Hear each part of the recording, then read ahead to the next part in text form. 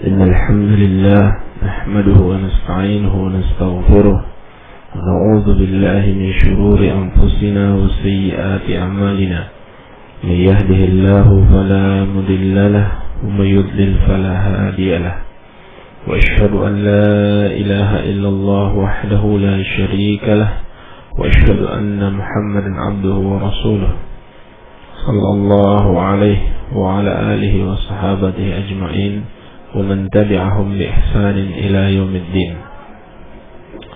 Para pendengar radio dakwah salafiyah rahimani wa rahimakumullah taala.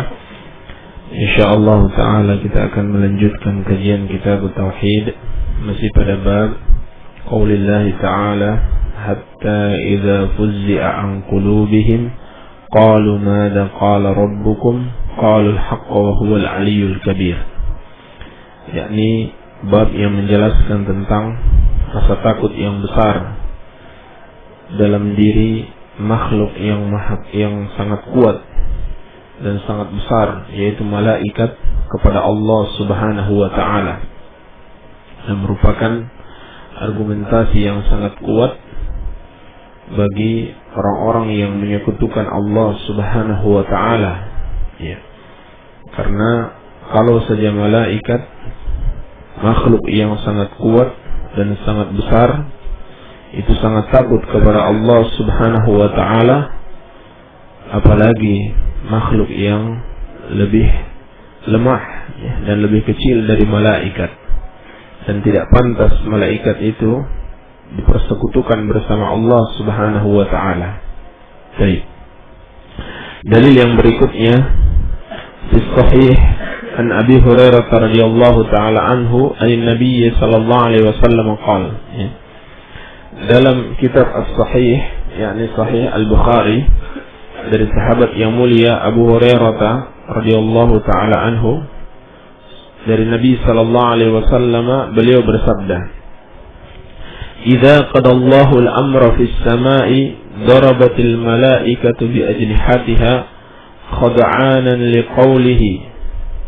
Apabila Allah Subhanahu wa taala menetapkan satu perkara di langit, maka para malaikat ini mengepakkan sayapnya karena tunduk, karena tunduk kepada perkataan Allah Subhanahu wa taala.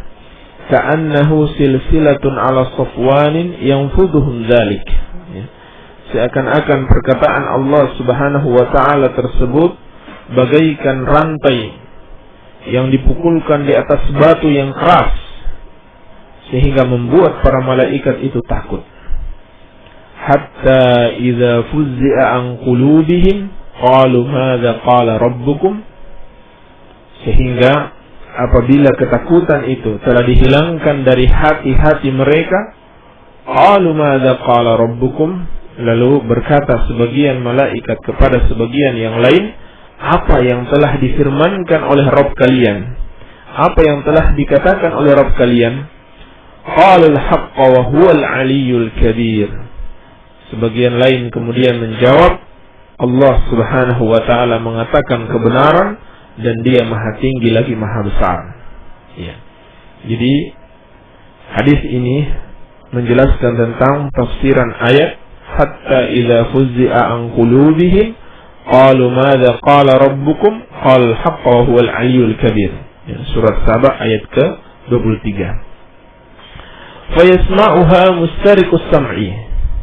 Maka pembicaraan para malaikat ini tentang takdir Allah Subhanahu wa taala atau ketetapan Allah, ya, untuk penduduk bumi dicuri dengar oleh para pencuri berita, ya, yaitu para syaitan yang mencuri berita, ya, dari pembicaraan para malaikat. Wa mustariqus sam'i hakadha ba'duhu fawqa ba'din wasafahu Sufyan bikaffihi faharrafaha wa baddada baina asabihi. Dan para pencuri berita ini bersaf-saf sampai ke langit, ya. Mereka satu dengan yang lainnya saling bersusun, ya, saling tersusun sampai ke langit, dari bumi sampai ke langit. Sufyan ibn Uyainah rahimahullah taala, perawi hadis ini, mensifatkan keadaan para syaitan ini dengan merapatkan jarinya dan merenggangkannya. Ya. Fayasma'ul kalimata fayulqiha ila man tahtahu.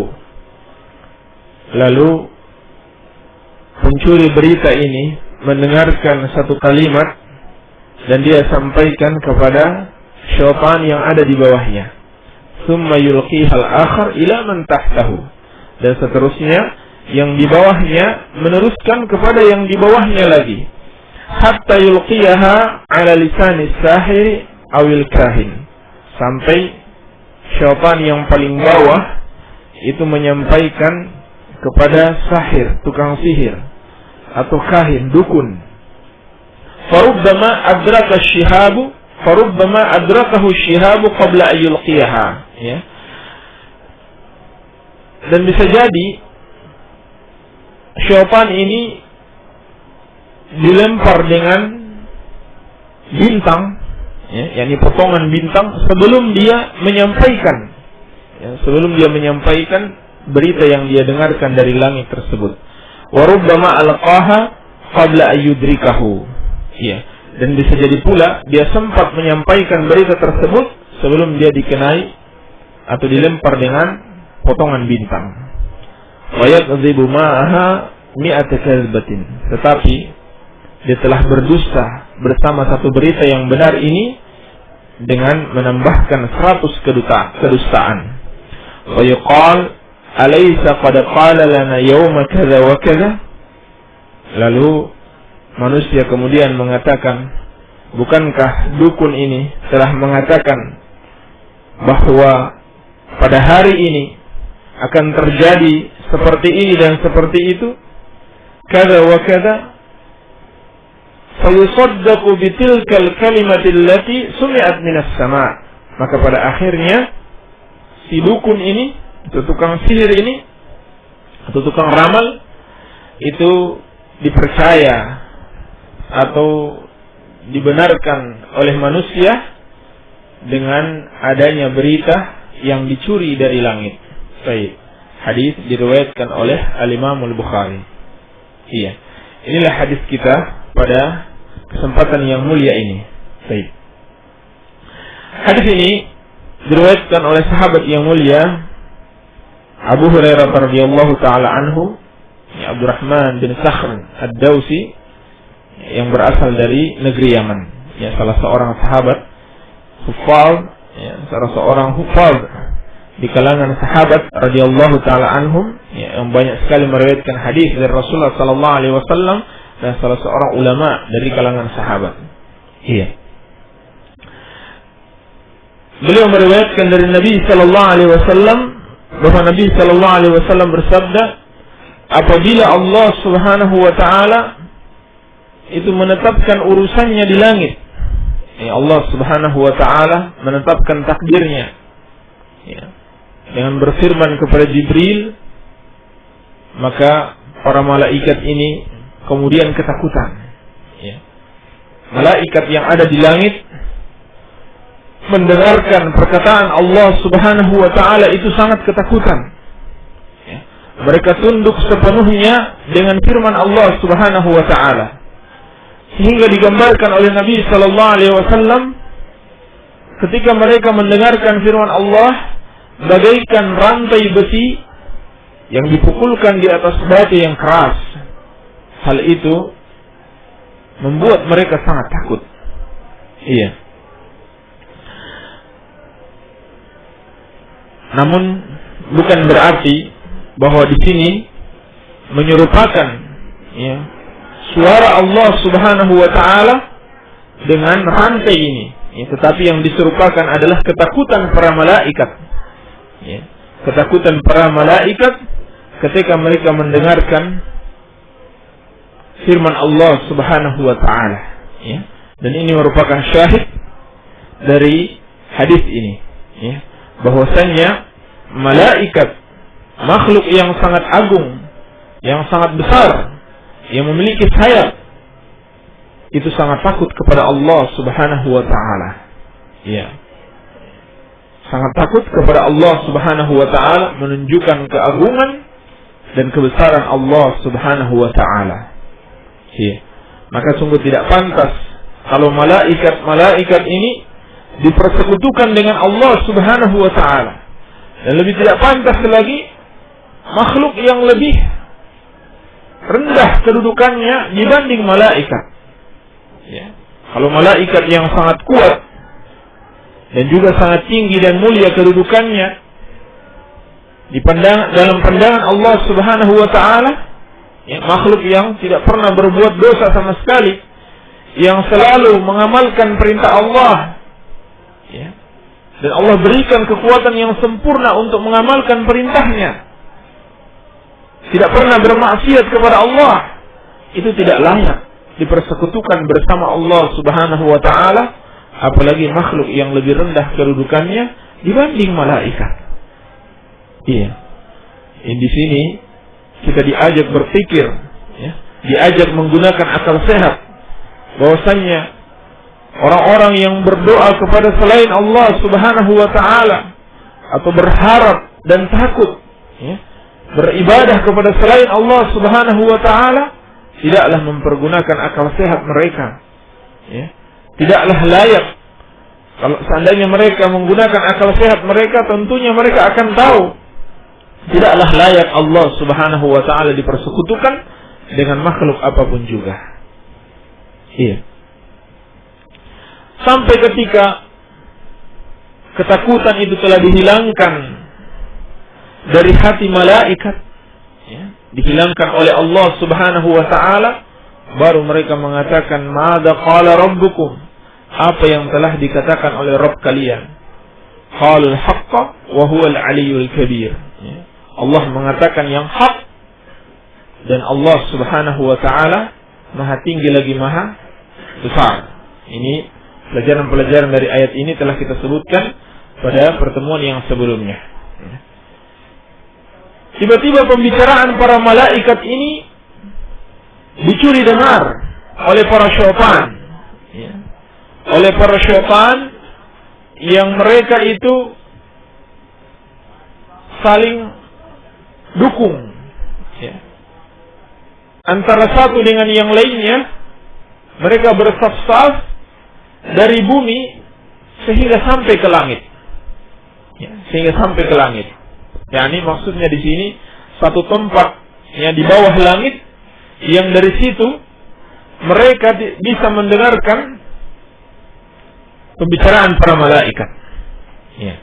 Adapun untuk menembus langit, bisa sampai ke langit, maka ini tidak mungkin dilakukan. Ini tidak mungkin dilakukan sebab Allah Subhanahu wa taala telah mengadakan penjagaan pada setiap langitnya. Sebagaimana firman Allah, "Wa ja'alna as-samaa'a saqfan mahfudha." Dan kami jadikan bagi langit itu atap yang terjaga. Adapun yang dimaksud di sini adalah satu tempat yang ada di bawah langit, dan dari situ mereka mendengarkan. Sebagaimana kata para syaitan atau kata para jin yang telah masuk Islam, dalam surat Al-Jin mereka mengatakan, "Wa anna kunna naq'udu minha maqa'ida lis-sam'i."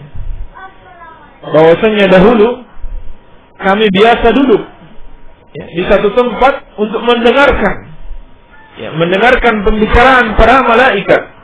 Faman yastami'il ana yajid lahu shihaban rasada. Adapun sekarang siapa yang mendengarkan pembicaraan para malaikat, mencuri-curi dengar untuk disampaikan kepada para dukun, maka dia akan dilempar dengan potongan bintang. Dilempar dengan potongan bintang yang sangat kuat.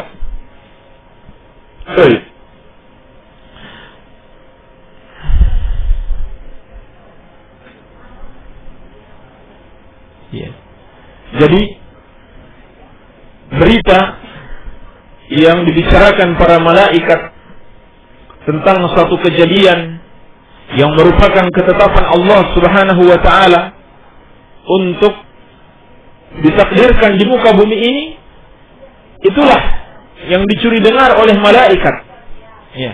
Setelah oleh syaitan, dicuri dengar oleh syaitan dari para malaikat. Setelah mereka mencuri berita ini, lalu mereka sampaikan kepada para dukun, yang merupakan manusia-manusia yang menjadi sahabat-sahabat mereka atau budak-budak mereka. Disampaikan kepada dukun, sehingga manusia kemudian menyangka dukun ini mengetahui perkara gaib. Nah, ketika seorang mengakui atau mengimani bahwa ada selain Allah Subhanahu wa ta'ala yang mengetahui perkara gaib, berarti dia telah menyekutukan Allah Subhanahu wa ta'ala. Ini salah satu tujuan dari tujuan-tujuan syaitan mencuri berita dari langit, sehingga manusia menyangka para dukun ini mengetahui perkara gaib. Padahal Allah Subhanahu wa ta'ala telah berfirman, "Qul la ya'lamu man fis samawati wal ardil ghaiba illa Allah." Katakanlah, tidak ada yang mengetahui perkara gaib di langit maupun di bumi ini kecuali Allah Subhanahu wa ta'ala. Tapi kok ada yang percaya Kiai fulan sudah tahu apa yang akan terjadi. Mbah fulan sudah tahu kiamat tahun berapa. Dan seterusnya. Maka keyakinan seperti ini merusak akidah kaum muslimin, dan itulah yang diinginkan syaitan dari perbuatan mereka mencuri berita dari langit. Di sini kata Nabi sallallahu alaihi wasallam, hatta yulqiyaha ala lisan sahir awil kahin. Sampai berita itu mereka sampaikan kepada as-sahir, tukang sihir, dan al-kahin, dukun. As-sahir atau tukang sihir yang melakukan sihir.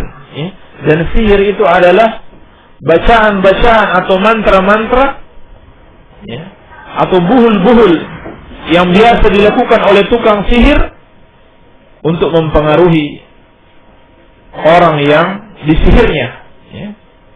Apakah mempengaruhi pada badannya, akalnya, maupun pemikirannya. Ini arti sihir. Dan nanti insyaallah ta'ala akan datang bab secara khusus yang menjelaskan tentang permasalahan sihir. Dan ini termasuk bentuk kekafiran kepada Allah Subhanahu wa ta'ala yang namanya sihir. Dengan berbagai macam nama modern lainnya dan nama-nama daerah lainnya seperti santet, dan berbagai macam nama lainnya, pelet dan lain-lainnya, itu termasuk bentuk kekafiran kepada Allah Subhanahu wa ta'ala.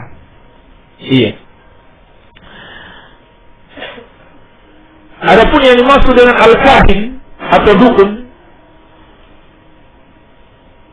adalah seorang yang mengabarkan tentang perkara-perkara gaib di masa depan. Ini yang maksud dengan dukun.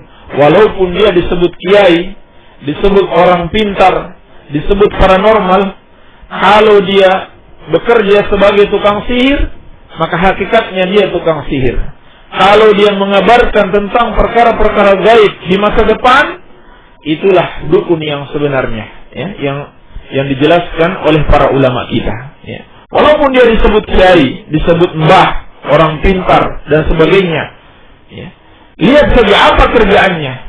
Kalau kerjaannya biasa mengabarkan tentang apa yang akan terjadi di masa depan, meramal, maka dialah yang dimaksud dengan al-kahin atau dukun. Atau biasa didatangi manusia untuk menentukan, atau meminta kabar di mana barang mereka yang hilang. Ini termasuk dukun. Baik. Dan perkara gaib itu ada dua bentuk. Perkara gaib itu ada dua bentuk. Ada yang mutlak dan ada yang nisbi. Perkara gaib yang mutlak itu seperti perkara-perkara yang disertakan dalam hadis ini, yaitu hal-hal yang akan terjadi di masa depan. Yang seperti ini tidak ada yang mengetahuinya kecuali Allah Subhanahu wa ta'ala.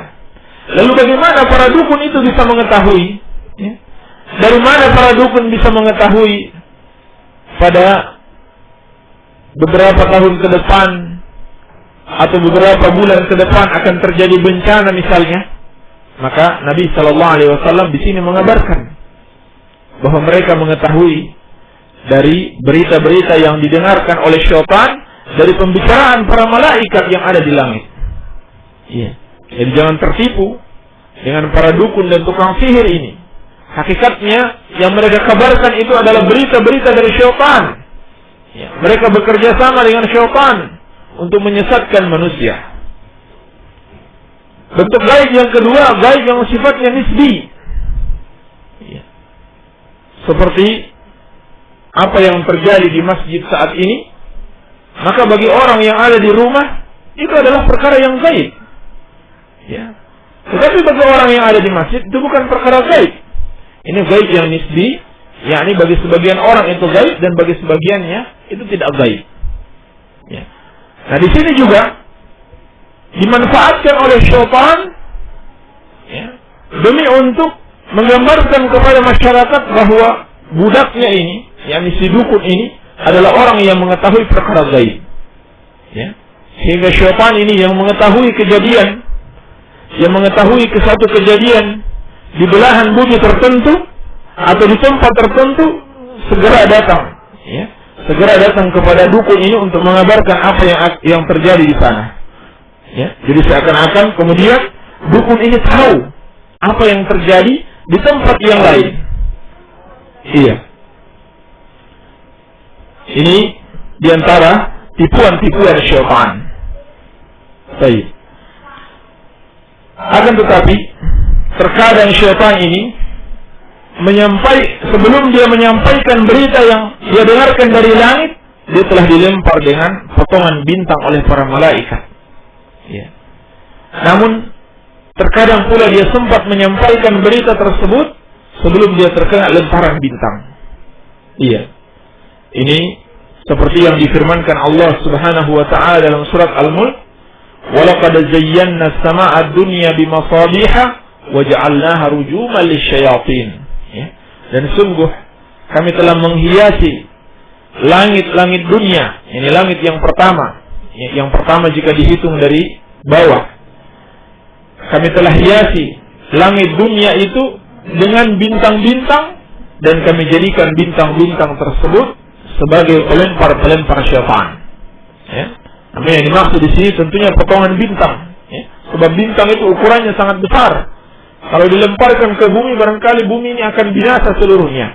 Tapi yang dimaksud adalah potongan bintang yang dilemparkan oleh para malaikat kepada para syaitan ini.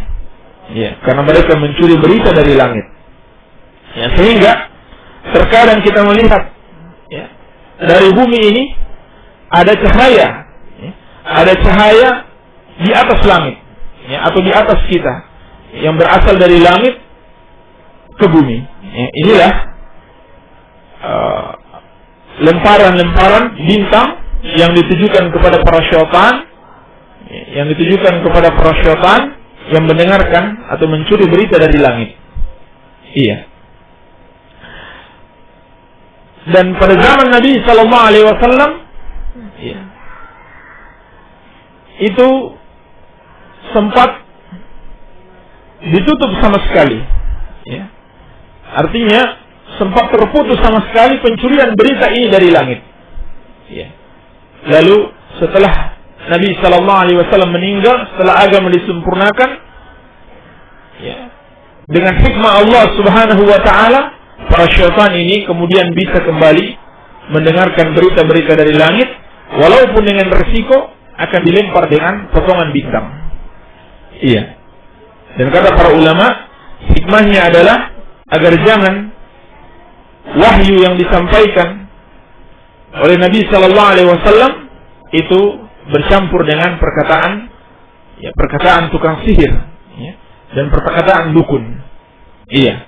Akan tetapi setelah Rasulullah Sallallahu Alaihi Wasallam meninggal, lalu kemudian marak lagi, ya, berbagai macam bentuk perdukunan, ya, karena para syaitan ini telah melakukan aktivitas mereka kembali untuk mencuri berita dari langit dan disampaikan kepada dukun-dukun mereka. Iya. Namun Nabi Sallallahu Alaihi Wasallam memperingatkan apa yang mereka sampaikan tersebut, ya, yang disampaikan oleh syaitan ini telah mereka campur dengan 100 kedustaan. Ya, maksudnya di sini adalah mubalaghah, ya, yakni banyak kedustaan. Tidak mesti harus jumlahnya 100, bisa kurang dari itu, bisa lebih dari itu. Ya, karena banyaknya kedustaan-kedustaan yang dicampurkan oleh para syaitan, ya, sehingga sudah tidak murni lagi seperti apa yang mereka dengarkan. Ya. Lalu kemudian para dukun ini mengabarkan apa yang akan terjadi di muka bumi ini dari berita-berita gaib yang mereka dengarkan dari para syaitan, ya, sehingga orang-orang kemudian mengatakan, oh, berarti dukun ini benar, ya, karena dia menyampaikan seperti kejadian yang sebenarnya, atau apa yang dia sampaikan benar-benar terjadi. Iya, meskipun pada kesempatan yang lain dia salah, ya, atau ramalannya tidak tepat, tapi karena dia sudah pernah benar sekali, maka kemudian orang-orang selalu membenarkannya, ya, selalu membenarkannya karena dia sudah pernah benar, ya, dengan adanya berita, ya, berita yang disampaikan oleh syaitan yang mereka curi dari langit. Baik. Beberapa pelajaran yang bisa kita petik dari hadis ini. Yang pertama, bantahan kepada orang-orang musyrikin yang menyembah malaikat, bahwasannya hal itu tidak patut dilakukan, ya, sebab malaikat itu sangat takut kepada Allah Subhanahu wa taala. Apalagi para nabi dan salihin, ya, mereka juga takut kepada Allah Subhanahu wa taala sehingga tidak layak dipersekutukan bersama Allah Subhanahu wa taala. Ya. Ayat ini juga menjelaskan tentang keagungan dan ketinggian Allah Subhanahu wa taala di atas seluruh makhluknya. Ya. Keagungan dan ketinggian Allah Subhanahu wa taala di atas seluruh makhluknya. Ya. Kemudian ayat ini merupakan tafsir, ya, tafsir dari ayat atau hadis ini merupakan tafsir dari ayat ini, ya. Hatta idza fuzzi'a an qulubihim qalu madza qala rabbukum qalu al-haqqa wa huwa al-'aliyyul kabir, ya. Yani ayat dalam surat Saba ayat ke-23 sampai ketakutan itu telah dihilangkan dari hati mereka. Lalu mereka mengatakan, apa yang telah difirmankan oleh Rabb kalian? Mereka menjawab, Allah telah mengatakan yang hak dan Dia Maha Tinggi lagi Maha Besar.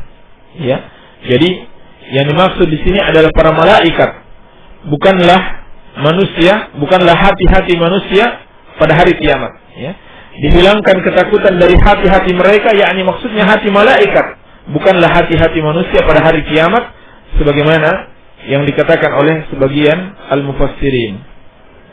Baik. Hadis ini juga menjelaskan tentang malaikat, ya, tentang sifat malaikat.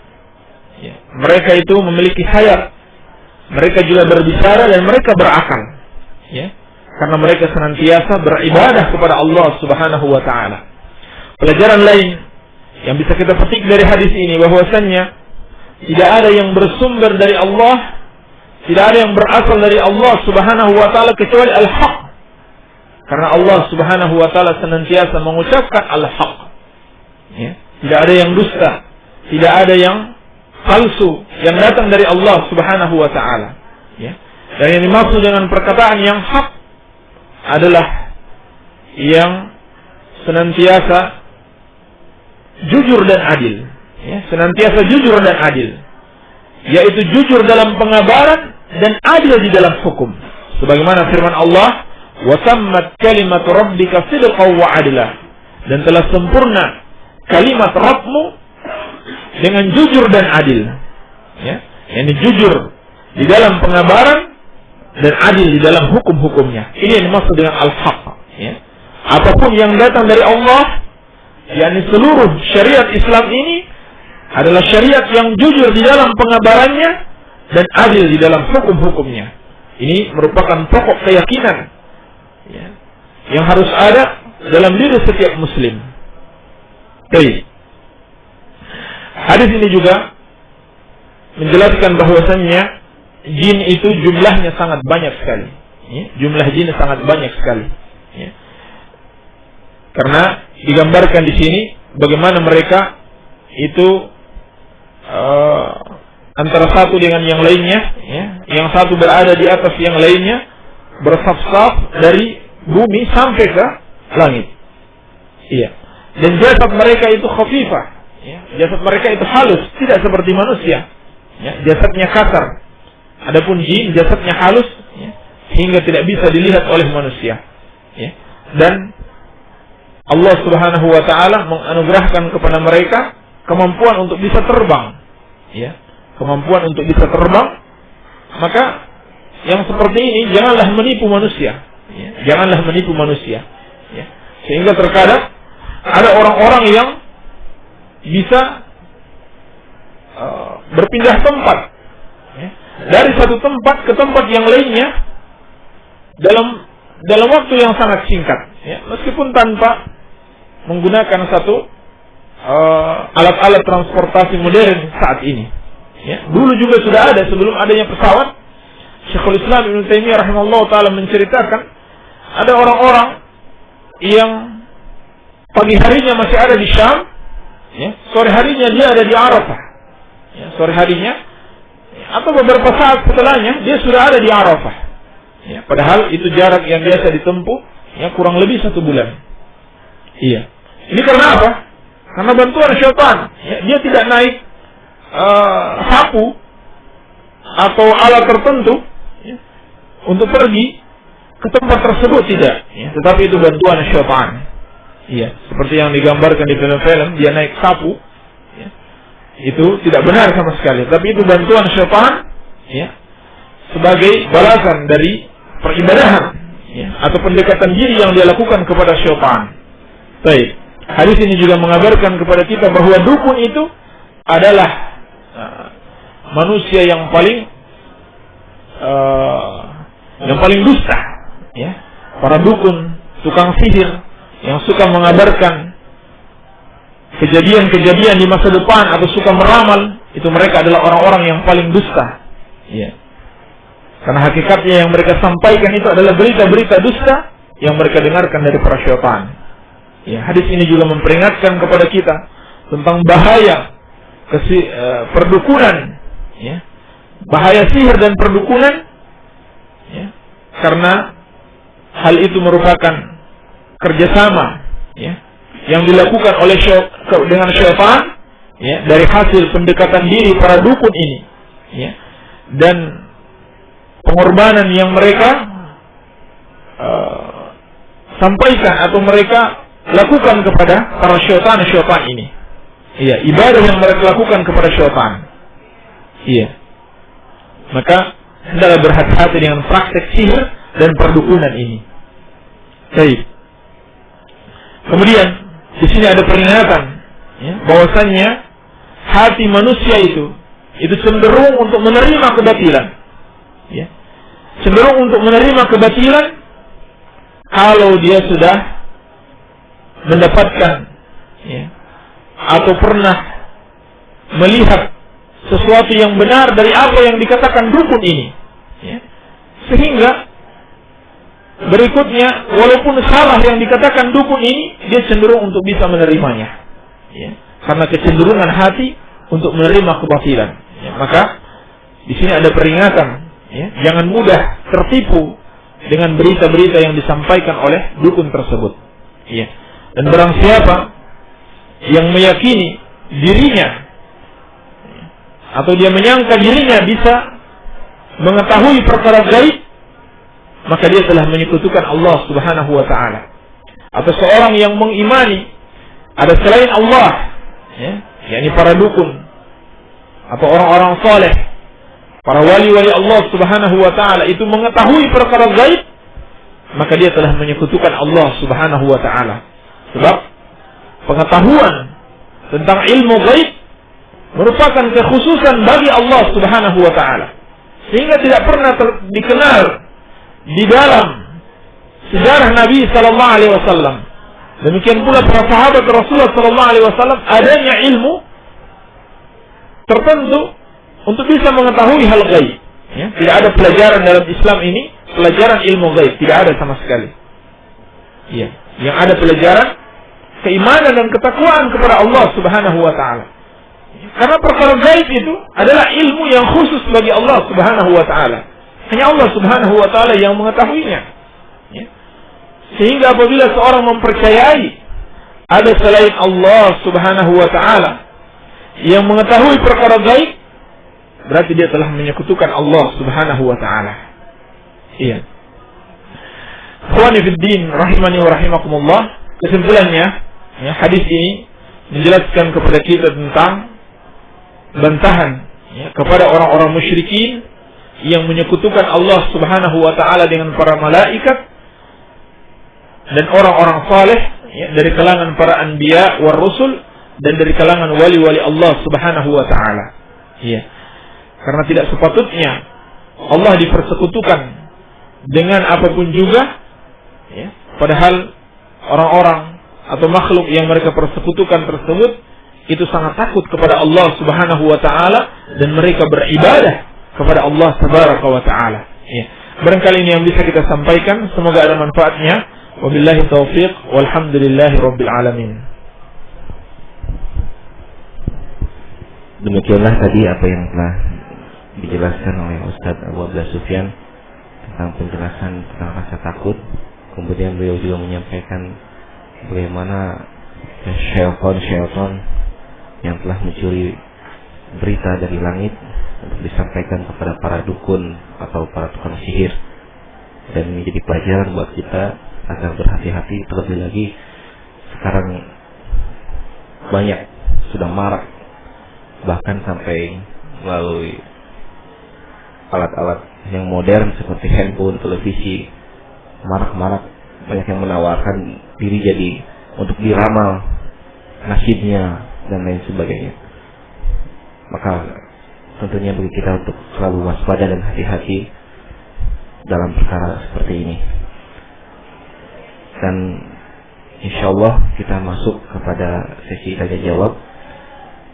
Bagi para pendengar radio Dakwah Salafiyah yang ingin bertanya, silakan kirimkan saja langsung melalui SMS ke nomor 081394972127. Jadi kirimkan saja pertanyaannya melalui SMS ke nomor 081394972127. Dan ini sudah ada pertanyaan yang masuk. Semoga Allah memberikan kemudahan dan pertolongannya agar Ustadz Abu Abdullah Sufyan bisa menjelaskan pertanyaan-pertanyaan yang telah masuk kepada para pendengar radio Dakwah Salafiyah. Bila Ustadz, kami persilahkan untuk memberikan penjelasan.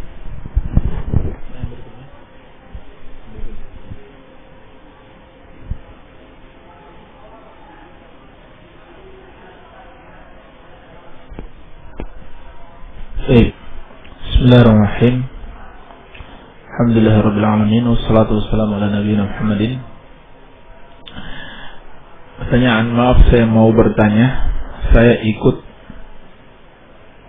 Kana. Maksudnya? Saya ikut kelompok koperasi cara pengelolaan simpan pinjam. Ya. Kalau pinjam ada bunga 30%, hasilnya dibagi ke seluruh anggota. Saya ikut kelompok koperasi cara pengelolaan simpan pinjam. Kalau pinjam ada bunga 30%, hasilnya dibagi ke seluruh anggota. Ini riba. Ini jelas-jelas riba. Jangankan 30%, ya, setengah persen saja itu sudah riba. Ya, maka bagaimana lagi kalau 30%? Dan seluruh anggota yang memakan hasil tersebut itu semuanya memakan riba. Ya, semuanya memakan riba. Ya. haram apa yang mereka makan tersebut. Ya. Allah Subhanahu wa taala telah mengancam, innal ladzina ya'kuluna riba, sungguhnya orang-orang yang makan riba, la yaqumuna illa kama yaqumul ladzi yatakhabbathu syaitanu minal mas. Mereka itu tidaklah berdiri kecuali seperti berdirinya syaitan, seperti berdirinya orang-orang yang ditimpa kesurupan, ya, karena gangguan syaitan, ya, ditimpa penyakit gila, ya, kesurupan karena gangguan syaitan. Ulama kita menjelaskan ini ada dua makna, yakni makna yang pertama, di dunia ini kehidupan mereka sangat sempit, ya, karena mereka memakan harta manusia dengan cara yang batil, ya, sehingga mereka merasa sempit dari pandangan manusia, pandangan buruk manusia kepada mereka. Makna yang kedua yang dimaksud dengan tidak berdiri, yakni tidak bangkit dari kuburan mereka, ya, kecuali seperti bangkitnya orang-orang yang kesurupan syaitan, ya. Baik seperti itu keadaannya, ya, orang-orang yang memakan harta riba, ya. Imam Malik rahimahullah taala pernah ditanya, apakah yang paling buruk, ya, apakah yang paling buruk yang dimakan oleh manusia, ya, makanan apakah yang paling buruk yang dimakan oleh manusia melebihi khamar, ya, atau adakah makanan yang lebih buruk dari khamar yang dimakan oleh manusia? Maka Imam Malik rahimahullah ta'ala mengatakan, aku telah membaca Al-Quran seluruhnya, maka aku dapati tidak ada makanan yang lebih buruk dibanding riba, ya.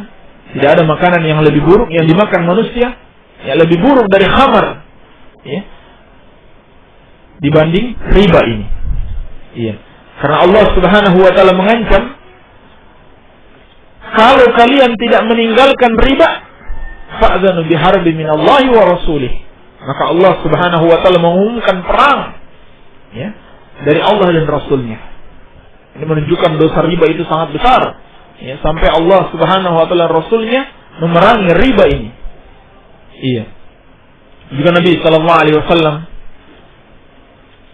dalam hadis Jabir bin Abdullah dalam riwayat Muslim, beliau mengatakan, la'ana Rasulullah sallallahu alaihi wasallam akil riba wa mukilahu wa katibahu wa syahidai wa qalahum sawa. Iya. Nabi sallallahu alaihi wasallam melaknat orang yang makan riba,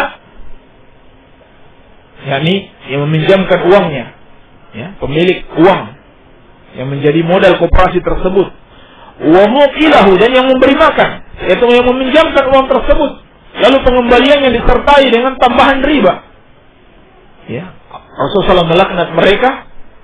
Kemudian yang menuliskan transaksi riba, ini pegawai-pegawai, ya, seluruh pegawai-pegawai yang ada di koperasi tersebut, ya, yang memuluskan transaksi ribawi, dan dua orang saksinya. Kata Nabi Sallallahu Alaihi Wasallam, mereka semuanya sama, ya, mereka semuanya sama. Ya, jadi hendaklah jangan terus-menerus bekerja di tempat tersebut, ya, dan tidak boleh, ya, koperasi ini mengadakan, ya, sistem bunga seperti ini, ya. Dan bunga itu adalah nama lain dari riba, ya, bunga adalah nama lain dari riba. Baik. Pertanyaan berikutnya, mana yang lebih rajih?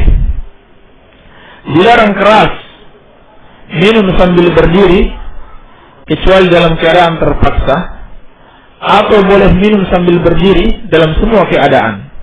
Yang rajih insyaallah taala boleh minum sambil berdiri dalam semua keadaan, namun hukumnya makruh, ya, hukumnya makruh. Ini yang paling pertengahan, ya, dari pendapat para ulama, ya. Sebab ada riwayat-riwayat yang sahih di mana para sahabat Rasulullah sallallahu alaihi wasallam dan Rasulullah sallallahu alaihi wasallam sendiri, ya, pernah minum sambil berdiri, ya, pernah minum sambil berdiri. Baik, ya, sebagaimana dalam riwayat Nabi sallallahu alaihi wasallam minum air Zam-Zam sambil berdiri, ya. Namun ada anjuran-anjuran, ya, ada anjuran-anjuran yang ada dalam hadis-hadis ya untuk minum sambil duduk ya, sehingga sebagian ulama mengatakan bahwa itu hukumnya makruh ya, tidak sampai diharamkan ya. Dan ini pada semua keadaan tidak mengapa insyaallah taala minum sambil berdiri ya. Namun yang terbaik adalah dengan duduk karena adanya hadis-hadis yang menganjurkan hal tersebut. Baik, wallahu alam. Apakah syaitan yang dilempar potongan bintang itu mati?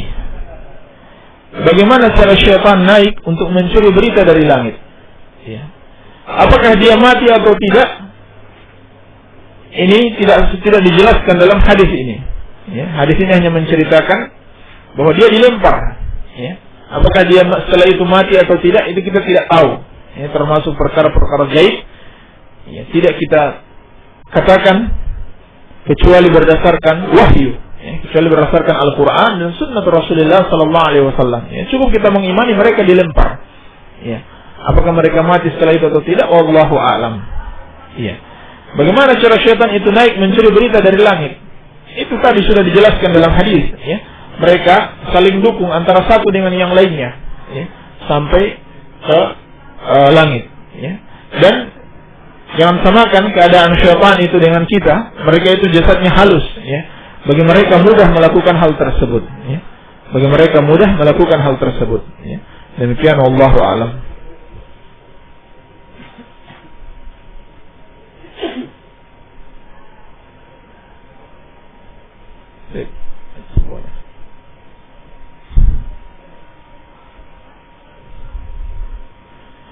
Saya menebang pohon, tapi kata sesepuh tidak boleh karena tempat berteduh dedemit.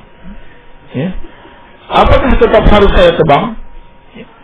Kalau pohon itu milik kita, ya, atau milik umum, ya, yang bisa kita manfaatkan, ya, maka tidak mengapa insyaallah taala. Tidak ada larangan dalam syariat Allah Subhanahu wa taala. Iya. Tidak ada larangan di dalam syariat Allah Subhanahu wa taala. Adapun para syaitan yang ada di pohon tersebut, ya, maka mereka tidak berhak melarang, ya, mereka tidak berhak menghalangi apa yang bisa dimanfaatkan oleh manusia, ya, apa yang bisa dimanfaatkan oleh manusia. Ya. Dan yang seperti ini Nabi Sallallahu Alaihi Wasallam tidak pernah melarang para sahabat beliau untuk memanfaatkan pepohonan atau batu-batuan ya, yang ada ya, di bumi ini untuk dimanfaatkan oleh manusia. Ya. Dan Allah Subhanahu Wa Taala telah menciptakan pepohonan, batu-batuan dan yang lainnya ya, sebagai hal yang bisa bermanfaat bagi manusia, sehingga para syaitan itu tidak berhak untuk melarangnya. Iya. Adapun ketakutan kepada para dedemit tersebut ya, atau para syaitan tersebut ya, maka itu bisa dihilangkan dengan tawakal kepada Allah Subhanahu wa taala ya, dan berdoa kepada Allah Subhanahu wa taala agar dilindungi dari keburukan mereka. Iya. Dilindungi dari keburukan mereka. Baik, ini dari sisi yang pertama. Yang kedua, sangat dikhawatirkan ya, bahwa sesepuh ini itu bekerja sama dengan syaitan. Ya, bekerja sama dengan syaitan sehingga dia bisa tahu ya, bahwa di situ adalah tempatnya syaitan, ya, tempatnya para syaitan. Yang dikhawatirkan sesepuh yang dimaksudkan di situ adalah orang yang suka melakukan praktik perdukunan, ya, melakukan pelayanan khusus kepada syaitan, ya, sehingga syaitan mengabarkan di mana tempat-tempat mereka yang harus dihormati. Ya, tidak boleh diganggu sama sekali. Baik. Maka yang seperti ini ya sangat berbahaya sekali ya, karena bisa mengantarkan kepada kesyirikan kepada Allah Subhanahu wa taala ya, terhadap orang-orang yang ada di ya sekitar pohon tersebut. Iya. Maka tidak apa-apa insyaallah taala ditebang ya, dan dimanfaatkan pohon tersebut. Iya. Demikian wallahu a'lam.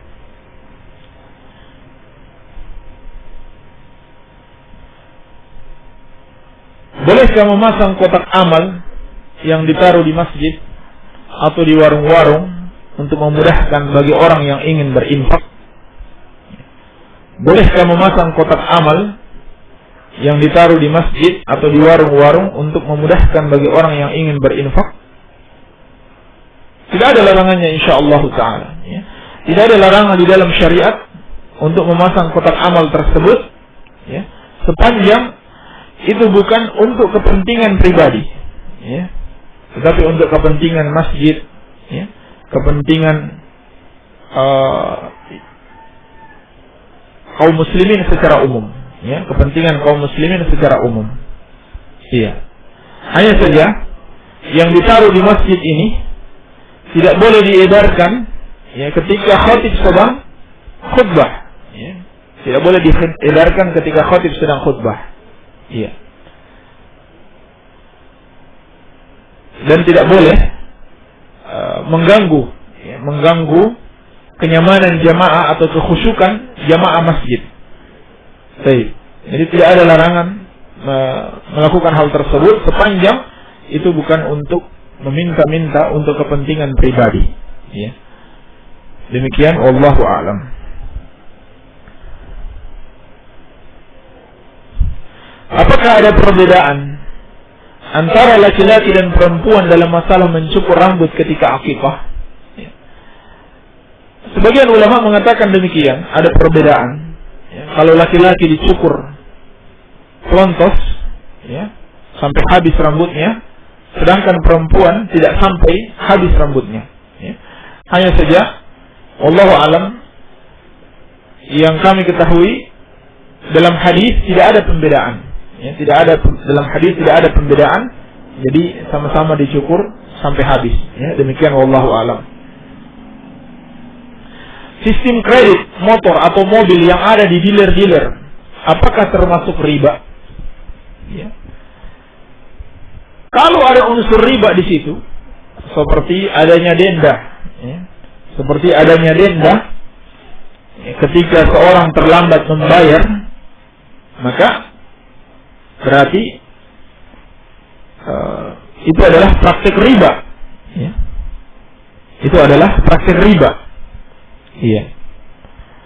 Atau adanya penyitaan, ya, tanpa memberikan kesempatan dan tanpa mengembalikan